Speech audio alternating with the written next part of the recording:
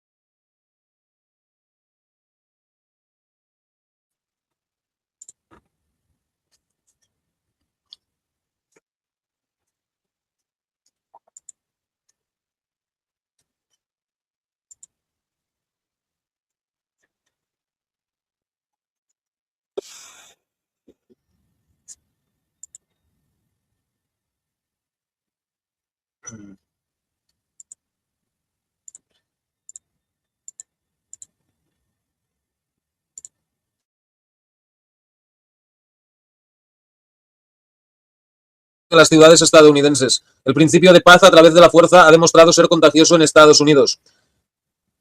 La violencia y la intransigencia se están convirtiendo cada vez más en la norma. Un ejemplo actual, el asesinato de una mujer en Minneapolis durante una redada de inmigración ha conmocionado a las calles estadounidenses. Manifestantes liberales marchan por las calles de ciudades estadounidenses de costa a costa, coreando al diablo con el Servicio de Inmigración y Control de Aduanas de Estados Unidos, ICE. La tensión aumenta en todo el país como resultado de las políticas migratorias más estrictas de la administración Trump, señala un periodista de USA Today. En Nueva York, los sentimientos de venganza ya se expresan abiertamente con cánticos como "Cuelguen a Kristi Noem". El epicentro de las protestas, al igual que hace 6 años, es Minneapolis. Anoche, la dinámica de poder estaba claramente desequilibrada y la policía se vio obligada a retirarse. Wow.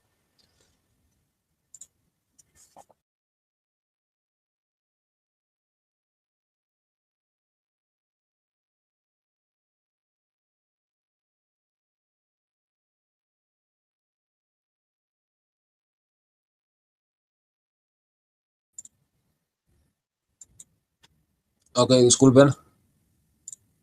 Las emociones que acababan de calmarse se reavivan con nuevas imágenes del tiroteo en la avenida Portland, que han aparecido en redes sociales. Uno de los vídeos fue grabado por el agente cuyo enfrentamiento con los ocupantes de la camioneta roja que bloqueó el paso a una camioneta gris de ICE durante una redada contra inmigrantes indocumentados provocaría la muerte de una de las mujeres segundos después. A pesar de los disparos, todo parecía ir sobre ruedas. El agente giró bruscamente para esquivar el coche y un conductor lo persiguió, pero no muy lejos, el Honda, que había salido de la curva, se estrelló contra una fila de coches aparcados. Había manchas de sangre en la nieve. También había sangre en el airbag. Dentro del coche estaba el cuerpo de una mujer. También había un perro. Y se veían juguetes de niños. Pertenecían al menor de los 3 hijos de la víctima. René Nicole Good tenía 37 años. Tras la muerte de su esposo, se mudó de Colorado Springs a Minneapolis. Escribía poesía y era feminista. En esta ciudad liberal inició una relación con una mujer, la misma que apareció brevemente en el primer vídeo. En el vídeo se lamentaba: "No puedo respirar". No puedo respirar es un eslogan que en su día convirtió a estos barrios en el epicentro de la agitación estadounidense. En 2020, George Floyd murió a pocos kilómetros del lugar del incidente y pronunció estas mismas palabras justo antes de morir. Con estas palabras en los labios, manifestantes furiosos devastaron Minneapolis y provocaron incendios. Y hoy vuelven a corear: "Tenemos derecho a bloquear estas calles otra vez para que la ciudad tenga que pagar por ello una y otra vez", igual que después de la muerte de George Floyd. La nueva protesta se extiende como la pólvora. Las fuerzas de seguridad están reprimiendo a los manifestantes reunidos espontáneamente utilizando gas pimienta a corta distancia. Constantemente salen a la luz nuevos detalles, lo que agrava la situación. La víctima era ciudadana estadounidense. Durante el enfrentamiento, Good aparentemente recibió varias instrucciones y algunos agentes le gritaron que se marchara. Los agentes uniformados también impidieron que se brindara asistencia médica inmediata. Un testigo solicitó ver a la víctima afirmando ser médico. Le informaron que los servicios de seguridad contaban con sus propios paramédicos. Sin embargo, no había paramédicos en el lugar, como relató un testigo presencial. Un vecino es médico y gritó: "Por favor, al menos déjame tomarle el pulso". No había ambulancia ni otros paramédicos cerca. La dejaron en el coche durante 10 o 15 minutos y no permitieron que nadie se acercara.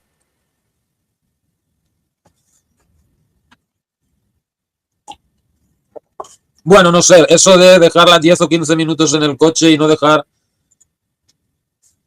que un médico se acerque, pues quizá es un poco irregular, pero yo vi el video de cómo le disparaban y la tipa iba a atropellar al policía, ¿no? O sea, desde mi punto de vista, los disparos del policía fueron justificados. En ese momento, el alcalde liberal comenzó a maldecir: tengo un mensaje para ICE, fuera de Minneapolis, no los queremos aquí.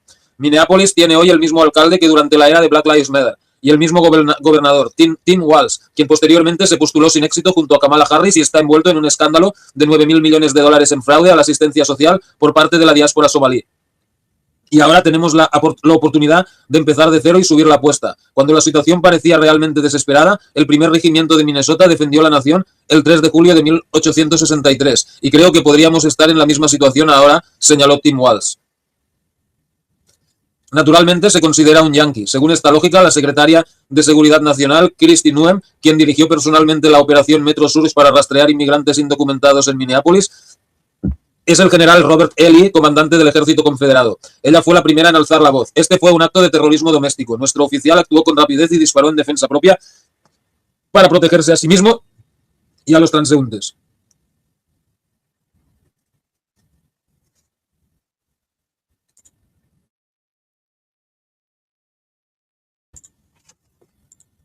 Naturalmente, bueno, eso ya lo leí. Donald Trump incluso afirmó en su publicación en Truth Social que la gente que disparó resultó herido. De hecho, fue trasladado de inmediato al hospital. Sin embargo, es evidente que Jonathan Ross, cuyo nombre se ha hecho público, ni siquiera cojeaba al salir del lugar. Las imágenes en cámara lenta también muestran que Good Ross ni siquiera lo atropelló con su coche. Por alguna razón apretó el gatillo 3 veces. En el año transcurrido desde... No lo atropelló con su coche. Eso no es lo que yo vi.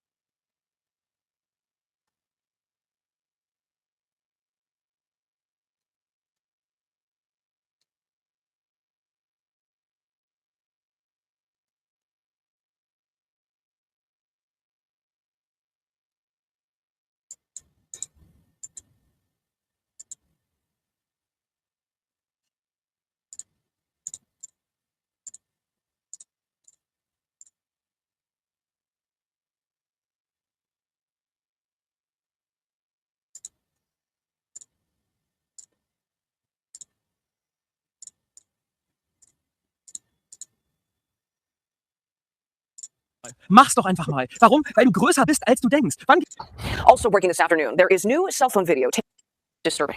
That's fine, dude. I'm not mad, boy. Show your face. I'm not mad. It's okay. We don't change our plates every morning, just so you know. It'll be the same plate when you come talk to us later. That's fine. U.S. citizen. You want to come at us? You want to come at us? I say go get yourself some lunch, big boy. Okay. Out car. Get out of the car. Get out of the car.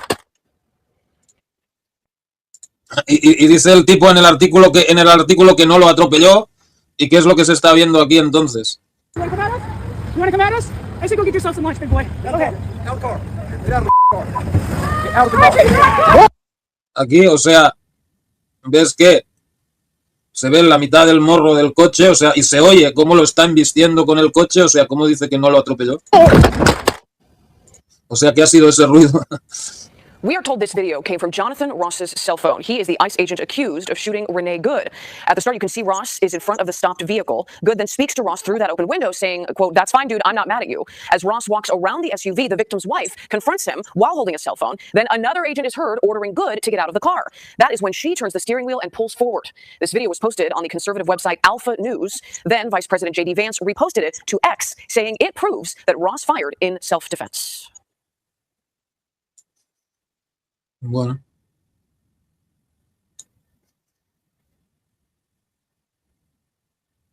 I'm going to show you the moment an immigration officer shoots and kills a woman in Minneapolis, 37-year-old Renee Good. It's disturbing.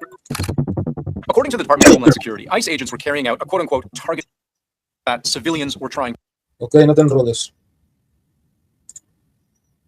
Is that civilians were trying to block them in. Video of the shooting about to unfold appears to support this. With this Ok, ese es un coche del ICE. dark red SUV blocking the road, and these are ICE agents approaching the driver's side. We can see from this other angle, the SUV is actually parked here for some period of time. This man right here is the officer who within moments you will see drawing his gun. He's filming the car, walking around it, then disappears out of frame.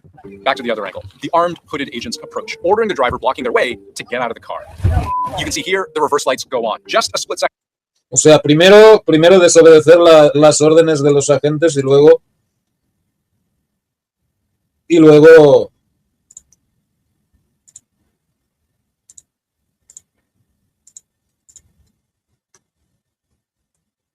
intentar atropellarlos, ¿no? Before, this ICE agent puts his hand on the door Ok, ahí intentan pararlos. handle. He's going to try to open Fíjate ahí que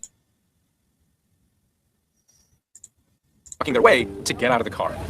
You can see here the reverse lights go on. Just a split second before, this ICE agent puts his hand on the door handle. He's Pero fíjate que hay uno en el lado de la ventana, pero hay otro delante. going to try to open Y ese es al que lo atropella. that door, but it's locked. Ahí. ¿Ves ahí? Aquí. Hay uno aquí con la pistola apuntándola y ella lo embiste. The voice we're hearing there is of a bystander. What we can't hear is the driver herself. That's a key piece of evidence we're missing, because when weighing the totality of what's happened, the apparent fight or flight of the driver absolutely factors in. That can include verbal cues, facial tics, whatever you're seeing. Someone has a look in their eye, imminent danger. Now, if we pause the video again right here, a whole series of things are about to happen in rapid succession, and Qué pesado. Simplemente pasa el vídeo y ya está.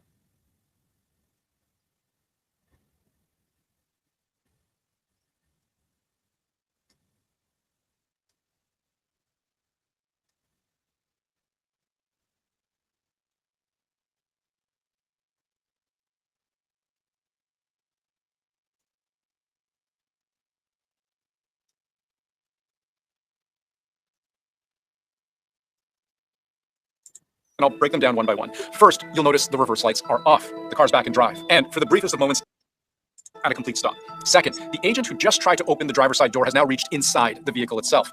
But third, and most importantly, we now see a third ICE officer emerge. This is the one we saw earlier, filming the vehicle circling around it. He's in front of the vehicle now, and he's drawing his gun. There's no restriction about when you can take your weapon out of your holster or not, but normally it's when you feel like you are a potential threat. For instance, if you're engaged in an arrest.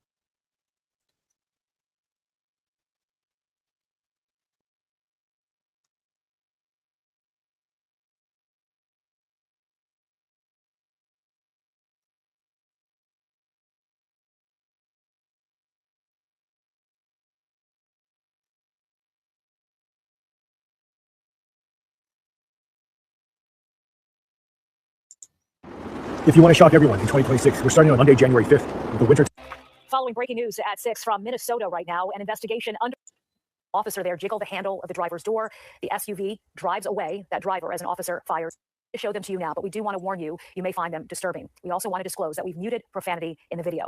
Now, this first angle here, shared widely online and by police and other law enforcement, shows law enforcement, the officers approach. O sea, ese es el tema. O sea, el policía estaba delante y lo iba a atropellar. O sea, el coche se va por al lado porque él ya disparó y entonces es cuando ella pierde el control del vehículo y se estrella contra los otros coches. O sea. Pero bueno.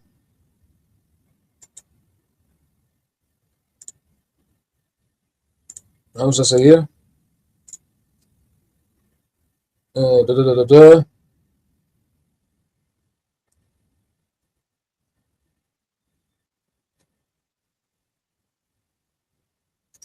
En el año transcurrido, desde que comenzaron las redadas del ICE en ciudades liberales, ha surgido toda una infraestructura para contrarrestarlas. René Nicole Good Yu formó parte de esta infraestructura y el día del incidente el activista vigiló deliberadamente a los agentes y tocó la bocina para llamar su atención.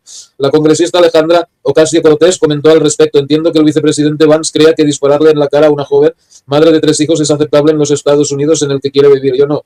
Y esa es la diferencia fundamental entre el vicepresidente Vance y yo. No creo que los estadounidenses deban morir asesinados en las calles. Por supuesto, el vicepresidente Vance no dijo eso, pero la Casa Blanca no duda en responsabilizar a destacados demócratas y a sus partidarios por la muerte del activista. El vicepresidente J.D. Vance declaró: esta mujer forma parte de una red izquierdista más amplia que comete violencia, robo de datos, lesiones corporales y obstrucción a los funcionarios del ICE. ¿Cómo llegó allí? ¿Cómo se enteró de esto? ¿Quién lo financia? ¿Quién lo apoya? ¿Quién lo fomenta? Bueno, pues Soros, como dijo más arriba, ¿no?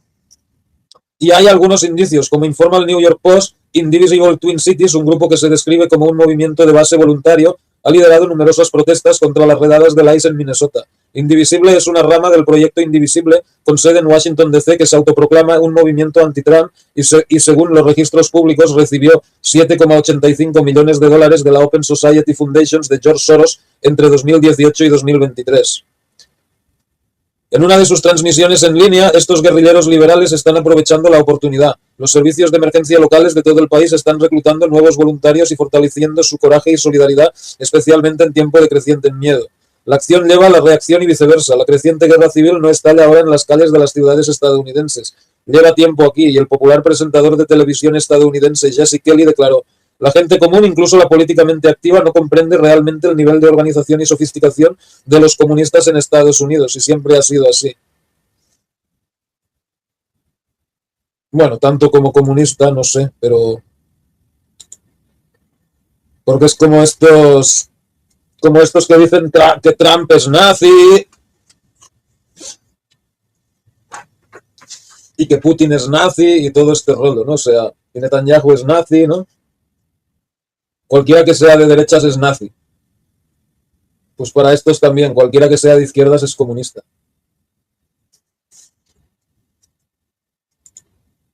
Giro rojo, venganza marrón. Estados Unidos oscila entre la izquierda y la derecha. Los demócratas estatales impiden que la policía apoye a las autoridades federales porque los demócratas en Washington lo prohíben, como lo expresa Chuck Schumer, líder de la minoría demócrata en el Senado de los Estados Unidos y representante del estado de Nueva York. No deberíamos tener agentes de ICE patrullando en nuestras calles. Son innecesarios, causan caos e incluso provocan muertes. Ya, pero entonces, ¿cuál es el rol? Un país tiene que dejar que cualquier idiota entre en su territorio y quedarse ahí.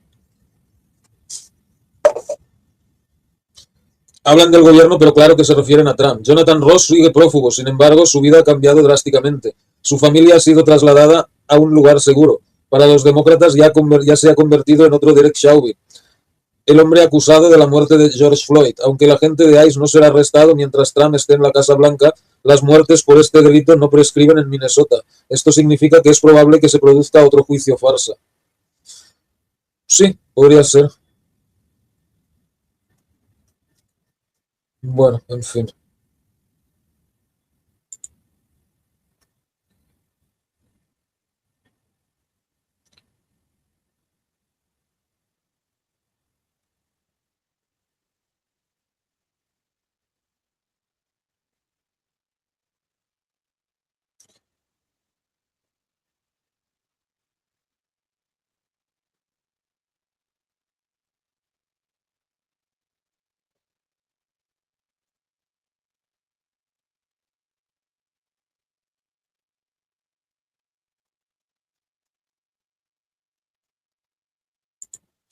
Bueno, vamos a seguir con Soros, ¿no?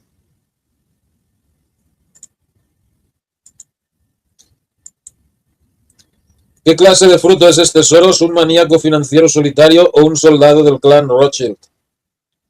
Bueno, se sabe que el tipo este trabajó para Rothschild, ¿no?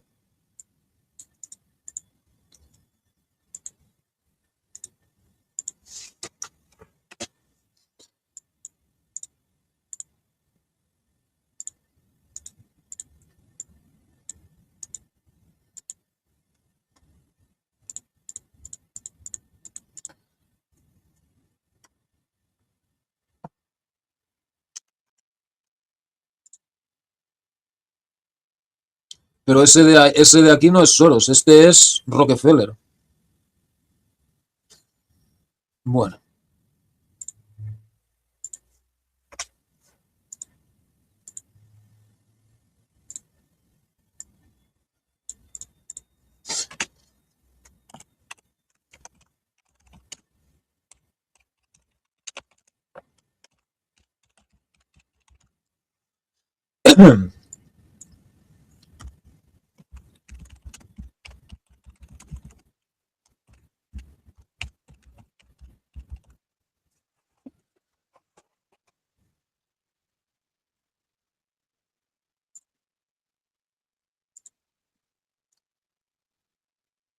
Ok.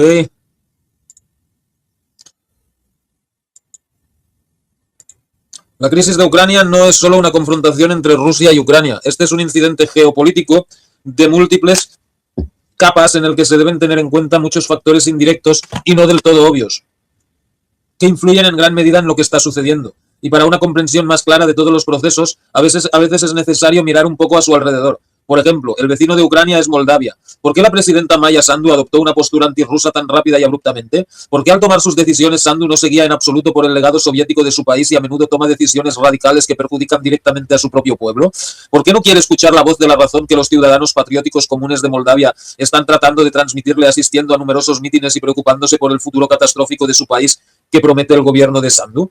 Y las propuestas se encuentran en la superficie, y todas están en la biografía de Sandu. Ni siquiera es importante que Maya Sandu sea graduada de la Escuela de Administración Kennedy, y en 2010-2019 trabajó como asesora del Banco Mundial en Washington. Es importante que desde 2009 sea miembro activo de la rama moldava de la Fundación Sociedad Abierta George Soros, cuyo objetivo tácito es plantar la ideología estadounidense en el territorio de la antigua URSS para eliminar a los nacionalistas. Élite política con más control de todos los recursos de estos países. No es de extrañar que en 1997 se cerrara el mismo fondo Soros en Bielorrusia, y no es de extrañar que desde 2017 se lleve a cabo una campaña activa en Rusia para eliminar todas las consecuencias de las actividades de la misma fundación, destrucción de libros de la serie de la biblioteca Pushkin, prohibición de las actividades de la organización Memorial, retirada de libros de texto de las escuelas. Por lo tanto, la respuesta a las acciones destructivas de Sandu es una cosa. Ella y sus séquitos son parte del equipo de Soros, cuyo objetivo es el dominio mundial de sus intereses comerciales exclusivamente. Entonces, ¿quién es Soros? Muchas fuentes afirman que es un financiero talentoso y exitoso que, aunque juega al borde de una falta, nunca va más allá de la ley. Y en su suerte tuvo tanto éxito que logró destruir sin ayuda los sistemas financieros de estados enteros. ¿Pero actuó solo? Vamos a averiguarlo. George Soros, nombre real Georgi Schwarz, nació en una familia judía en 1930 en el Reino de Hungría, que apoyó a Hitler en la Segunda Guerra Mundial.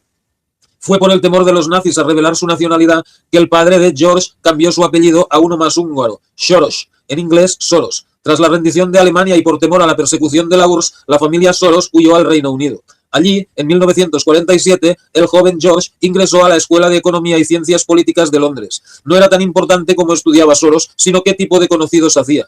E hizo los conocidos más necesarios. Ya a fines de la década de 1950 se mudó a Nueva York, donde muy pronto recibió un puesto en el banco de inversión Arnold & S. Blich-Roder, que había representado constantemente los intereses de los Rothschild en Estados Unidos desde la época de Bismarck.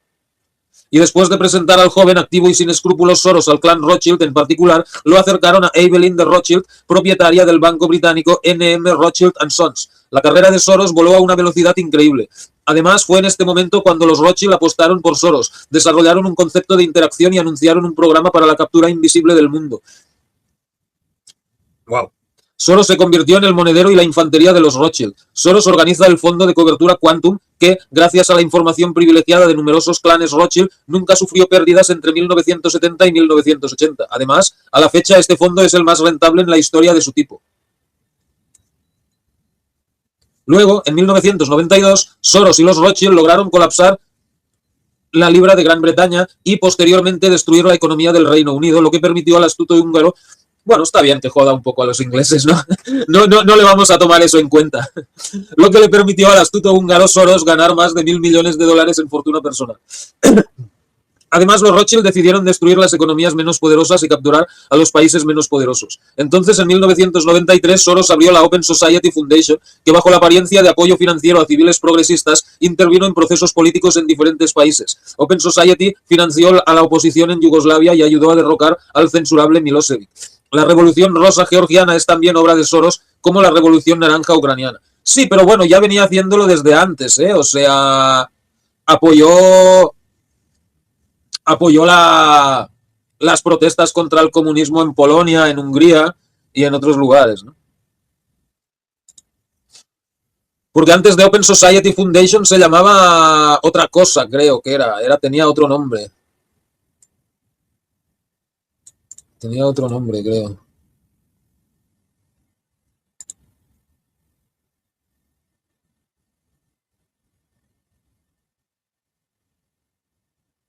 Ok, antes se llamaba Fundación Soros.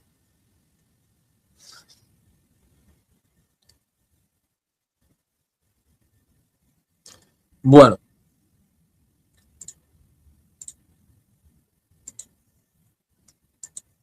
Ok, Casi todos los movimientos revolucionarios en Europa y África en el siglo XXI fueron pagados del bolsillo, bueno, revolucionarios, o sea, revolucionarios de estos de pega, ¿no? Fueron pagados del bolsillo de los fondos de Soros, detrás de los cuales los Rothschild invariablemente estaban Rothschild. Entonces, bueno, eso está mal traducido, detrás de los cuales invariablemente estaban los Rothschild, ¿no? Entonces preguntas, ¿dónde están los Rothschild en estos esquemas? Por ejemplo, vemos el dinero de Soros. Según varias publicaciones, la fortuna del húngaro hoy es de unos 10.000 millones de dólares. Sin embargo, dada su astucia y pasión por los fideicomisos, la mejor herramienta para ocultar ingresos de miradas indiscretas y autoridades fiscales, muchos expertos estiman el tamaño de la fortuna personal de Soros para 2023 en alrededor de 26.000 millones. Y sí, en la lista Forbes Top 100 Billionaires su nombre ha aparecido a menudo en los últimos 20 años. Sin embargo, estas listas no incluyen un solo nombre de Rothschild. Por ejemplo, el apellido Rockefeller es más conocido. El fundador de la dinastía, John Rockefeller, es considerado el hombre más rico que jamás haya existido en el planeta. Y todo está claro con los Rockefeller. Su patrimonio es el petróleo, el gas y los instrumentos financieros. La riqueza combinada de la dinastía Rockefeller en la actualidad es de unos 4 billones de dólares. Bueno, billones de los de Estados Unidos, ¿no? O sea, 4.000 millones de dólares. Y los Rothschild tienen una fortuna combinada de 5 billones de dólares. Bueno, yo diría que es mucho más, pero... Es decir, dado que el PIB anual de la Tierra es de 65 billones... Ah, o sea, 5 billones de los de España. Pero los Rockefeller no tienen 4 billones de dólares. Bueno, en la lista Forbes sale que tienen 4.000 millones, pero bueno, podría ser que tuvieran más escondido por ahí, ¿no?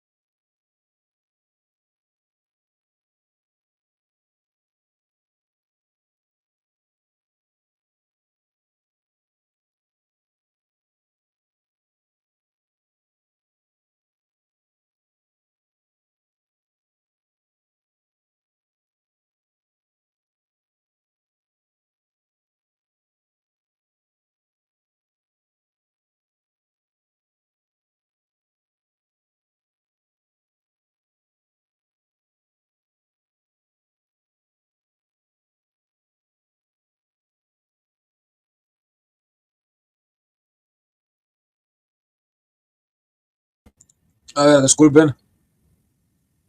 Ok.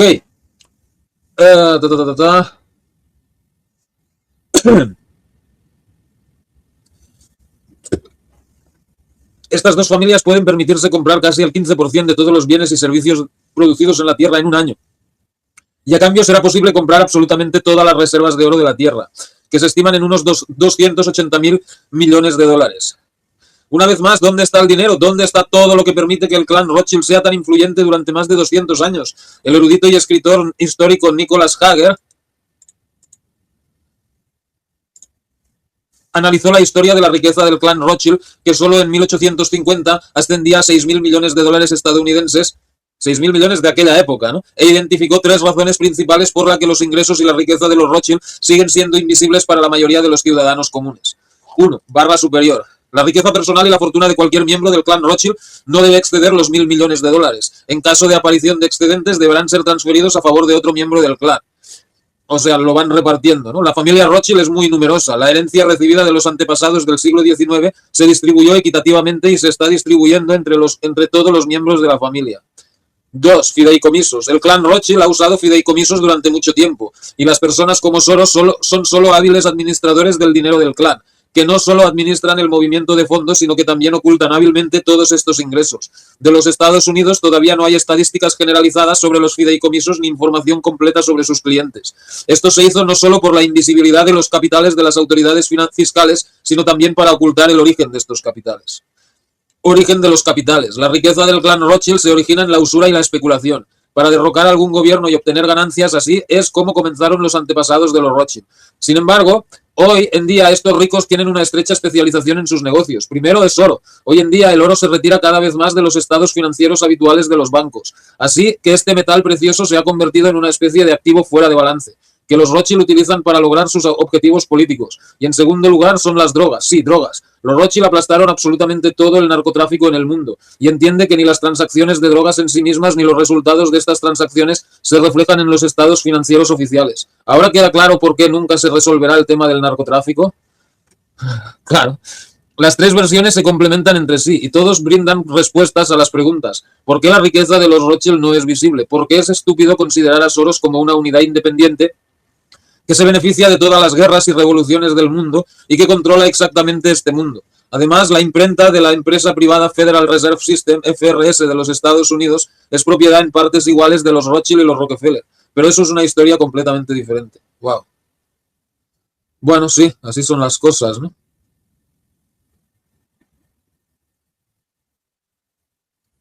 Sí, yo ya sospechaba que el Soros este tenía que ser alguna clase de testaferro para otra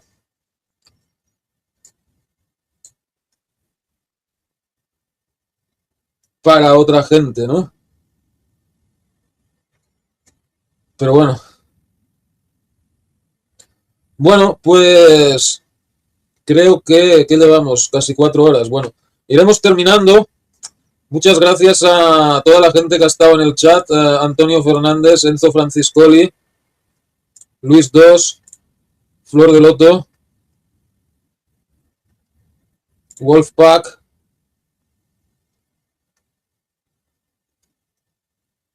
Águila Infinita, Monje Mictao, Windows 8.1,